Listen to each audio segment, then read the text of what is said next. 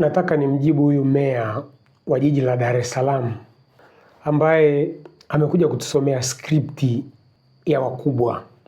Unajua meya wa jiji la Dar es Salaam Bwana Sheta kwa 100% hajui dunia inavyoendeshwa. Kwa 100%. Sheta namjua, ni kijana mwenzangu.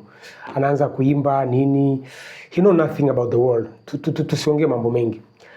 Sasa inabidi sisi ambao tunajua dunia inavyoendeshwa tumjibu skripti ambayo ametumwa atusomee. Ndugu yangu meya wa jiji la Dar es Salaam Bwana Sheta, binadamu hahitaji ajira ili aishi, bali binadamu anahitaji riziki ili aishi. Ajira na riziki ni vitu viwili tofauti. Watu wana ajira na wanajiua na ajira zao. Kwa nini? Ajira zimewatia ugonjwa wa akili. Mkoa wenye ajira nyingi Tanzania ni Dar es Salaam, kama ujui. Nikupe hiyo. Mkoa wenye ajira kuliko mikoa yote Tanzania ni Dar es Salaam, na ndio mkoa wenye vichaa wengi Tanzania.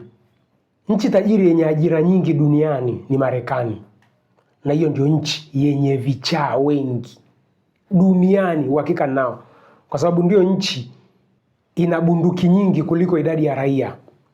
Uliza hata AI za Marekani zitakujibu hivyo hivyo. Ndani ya Marekani bunduki ni nyingi kuliko idadi ya raia. Kwa nini? Kwa sababu ndio nchi yenye vichaa wengi. Nirudi kwenye ninachotaka kukuambia bwana meya.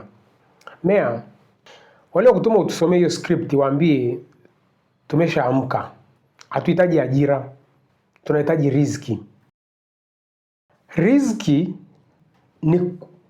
ni ile hali ya mwanadamu kupata chakula, malazi, mavazi kwa ajili ya kuishi. Umekuja na mpango mkakati wa ajira sijui 300,000. Dar es Salaam kuna ajira za hizi za 150,000 ndio nyingi vibaya mno. Acha za 50,000. Ndani ya jiji la Dar es Salaam una ajira, utamlipa mtu shilingi ngapi? Kama mwalimu na professional na matatizo aliyopata katika kupata walimu wake, mshahara haumtoshi. Bwana Sheta, ukiupata ujumbe huu naomba nikwambie, kama unaweza kufika kwa deep state wenu, waambie vijana wanataka ardhi, hawataki ajira. Wakishapewa ardhi waimiliki, wanataka hybrid economy. Sawa Sheta? Uyalia kutuma utupe sisi ajira, ameshika riziki zetu. Mwambie atupe riziki zetu, sisi hatutaki ajira. Sisi tunataka riziki. Tupeni ardhi itoke kwa central government, tupeni na hybrid economy. Hivyo vitu viwili. Matokeo ya hivyo vitu viwili, ardhi na hybrid economy, Dar es Salaam itabaki na watu milioni 2.5 mpaka 3. Sasa hivi tuko karibia 9-10 huko milioni. Sheta, hatuhitaji ajira ndugu yangu, tunahitaji riziki, na riziki ni ardhi yetu na hybrid economy. Bas, tusidanganyane. Inabidi tuwe tunaongea ili muwe mnatuelewa kwamba tunaelewa dunia inaendeshwa vipi. Walio kutuma utuletee ajira wameshikilia riziki zetu, na sisi hatutaki ajira, tunataka riziki.